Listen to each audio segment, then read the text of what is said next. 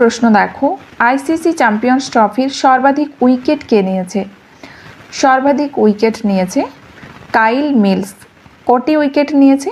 28টি wicket নিয়েছে। ICC champions trophy 2017 এর খেতাব কোন দেশ জিতেছে? রাইট অ্যান্সার হয়ে যাবে পাকিস্তান। আইসিসি চ্যাম্পিয়ন্স ট্রফির পুরনো নাম কি? এই ট্রফিটির পুরনো নাম কি ছিল? Knock out trophy.